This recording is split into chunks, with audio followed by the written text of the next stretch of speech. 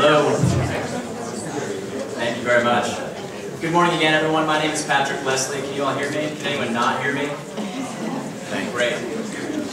I'm one of the conference co-organizers along with Yoram, and I want to thank you all so much for being here. This is a great turnout. There's some great questions. It seems to be a lot of energy. And thank you all to the volunteers. And on that note, the people who are putting on this conference were paying for this out of pocket, so we appreciate your donations. If you make a donation of $25 or more, you get a copy of Yoram's cartoon introduction to microeconomics. Great book. I encourage you to check that out. We'll be more careful with your money, I promise. One other housekeeping item I'd like to mention is that the PowerPoints will be made available on our website after the presentation. And it's my pleasure to introduce the panelists on our third panel this morning. This will be focused on revenue. As Eric Place mentioned, even a modest carbon tax could bring in billions of dollars. So this is obviously a very interesting panel, what you would do with the revenue. And we'll see different viewpoints on that. Our first speaker is Todd Myers. Todd is the Environment Director for the Washington Policy Center and formerly served as the Communications Director for the Washington Department of Natural Resources. Please welcome Todd Myers.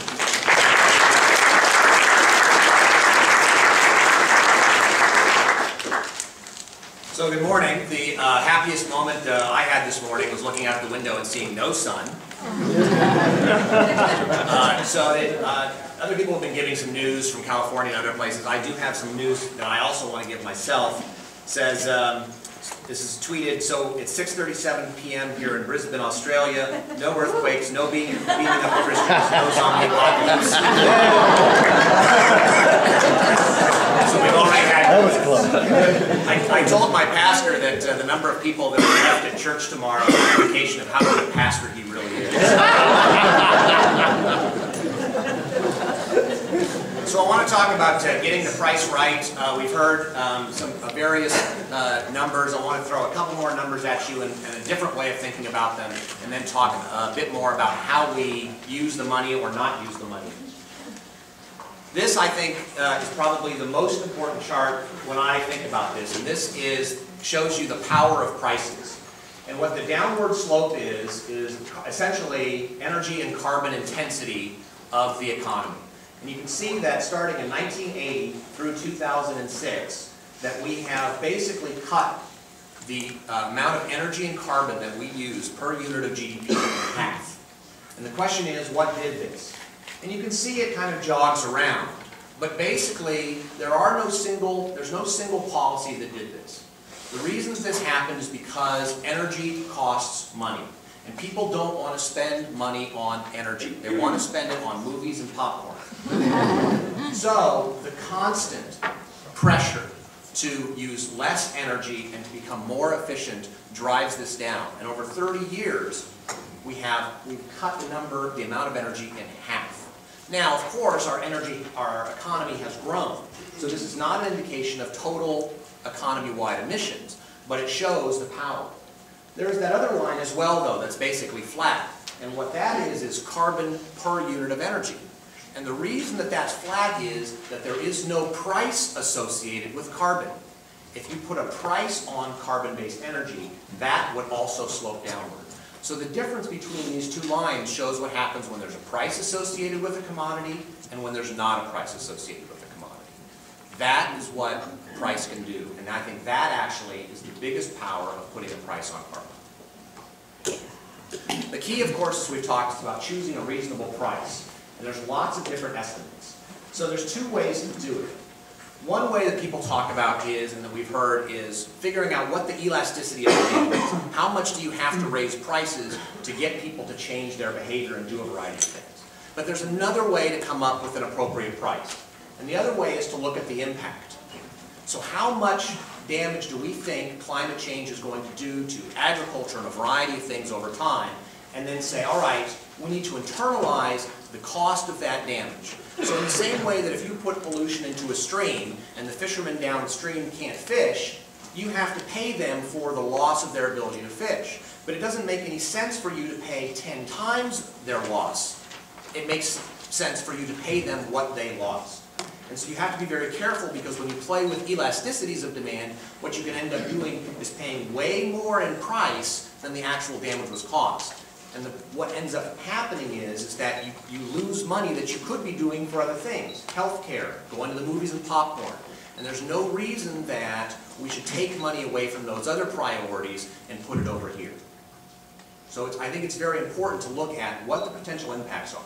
Now, estimating the potential impacts is very difficult. And so I compare two things here, which is the Stern review, which says that the cost is about $350 per ton of CO2, and Bill Nordhaus, who says it's about $30 per ton. And just to give Bill Nordhaus's bona fides, Paul Krugman refers to him as his mentor. And he's been doing modeling on climate and climate price for about 30, 35 years. And he actually is very critical of the Stern review, because the Stern review plays some games about its discount rate and other things like that to jack up the price. And I just chose this, which is more useful when you pull the PowerPoint off the web than right now when I'm standing here.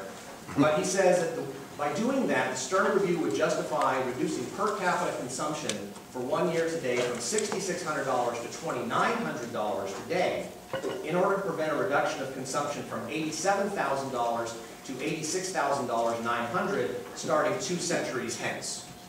So in other words, it makes the price today very, very high to make impacts to make small improvements in impact reduction in the future. That's all out of whack. But that's what happens when you look at elasticities and when you overprice the future and you underprice the present. So that's just one thing to think about. So one of the things that I want to make clear is we talked about, well, if the government used this money, they could do all these certain things. That's sort of the approach that we followed right now, is that we're trying to incentivize a wide range of policies in order to see CO2 emissions reductions. And I can tell you that it's failing. And the reason that it's failing is that ultimately politics supersedes the science and the economics. Let me just give you a couple of examples. Biofuels, we already talked, so I won't belabor them. Hydrogen cars. This is a map that's kind of hard to see. But in the year 2000, they said we're going to have 200 hydrogen stations all across California, so that if you drive a hydrogen car, you can get fueled up on any of these highways. They said 200 by 2010. By 2010, there were actually only 15. Right? They chose the wrong technology. So government thought it knew where we were going, and they were wrong.